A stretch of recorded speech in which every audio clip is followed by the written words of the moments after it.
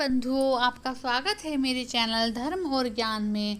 आज हम देवशयनी एकादशी की कथा का श्रवण करेंगे। इस एकादशी से सारे शुभ काम होने बंद हो जाते हैं, जैसे शादी विवाह जब देव उठते हैं जब से आरंभ होते हैं। ठाकुर जी का स्नान करा के उनके माथे पे चंदन लगा के तुलसी जी से भोग अर्पण करके दिया जला के इस कथा का श्रवण करते हैं। हाथ में थोड़ी सी तिल हाथ में ले लें या गेहूं के दाने हाथ में ले लें। चलो कथा को सुनते हैं। भगवान श्री कृष्ण बोले, हे धर्मात्माओं में शेष युधिष्ठिर, आषाढ़ मास के शुक्ल पक्ष की एकादशी का नाम देवशयनी एकादशी है। ब्रह्मा जी ने नारद जी से कहा था, आज के दिन भगवान विष्णु को शयन कराया जाता है और वे कार्तिक शुक्ला एकादशी को जागते हैं। चातुर्मास का व्रत इस एकादशी से आरंभ होता है।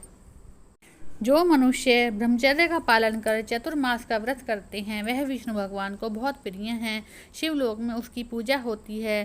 सर्व देवता उसको नमस्कार करते हैं। ब्राह्मणों को भोजन दक्षिणा से प्रसन्न करें। गौओं का दान कर सके तो उत्तम है, नहीं तो गर्म वस्त्र का दान अवश्य करें। तिल के साथ मिलाकर जो स्वर्ण दान करते हैं वे मोह और मोक्ष दोनों को प्राप्त करते हैं। गरीबों के लिए गोपी चंदन का दान देने से भगवान प्रसन्न होती हैं। हल्दी के दान से गौरी शंकर जी को प्रसन्नता प्राप्त होती है और चांदी के पात्र में भरकर हल्दी दान करने से वामन भगवान को प्रसन्नता प्राप्त होती है। ब्राह्मणों को दही भात का भोग लगाना चाहिए। चातुर्मास व्रत में जो एक बार भोजन करते हैं समाप्ति में गरीबों को अन्न खिलाते हैं वे स्वर्ग में जाते हैं। इस प्रकार गौ और चावल आदि का दान करने से अभ्यागतों को खिलाते हैं वे स्वर्ग को जाते हैं। अब मैं पद्मा एकादशी या देवशयनी एकादशी के महात्म की एक पुरानी कथा कहता हूँ। सूर्य वंश में मानधाता राजा प्रसिद्ध सत्यवादी अयोध्यापुरी में राज्य करता था। एक समय उसके राज्य में अकाल पड़ गया। प्रजा दुखी होकर भूख से मरने लगी। हवन आदि शुभ कर्म होने बंद हो गए। राजा को कष्ट हुआ। इसी चिंता में वन को चल पड़ा। अंगिरा ऋषि के आश्रम में जाकर कहने लगा, हे सप्तऋषियों की श्रेष्ठ अंगिरा ऋषि में कहती है कि राजा के पापों से प्रजा को दुख मिलता है और मैंने अपने जीवन में किसी प्रकार का कोई पाप नहीं किया है।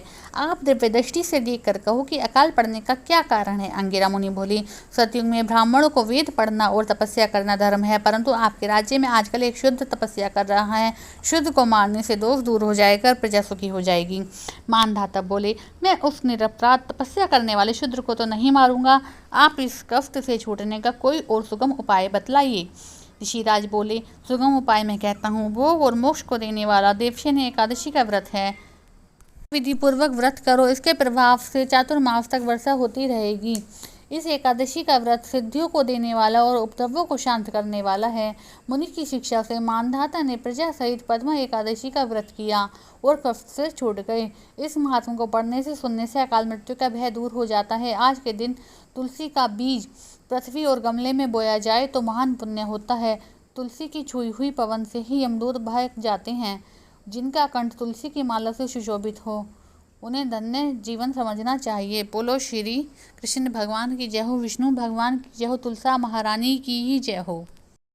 कमेंट में राधे राधे ज़रूर लिखें। लाइक शेयर सब्सक्राइब अवश्य करें। राधे राधे।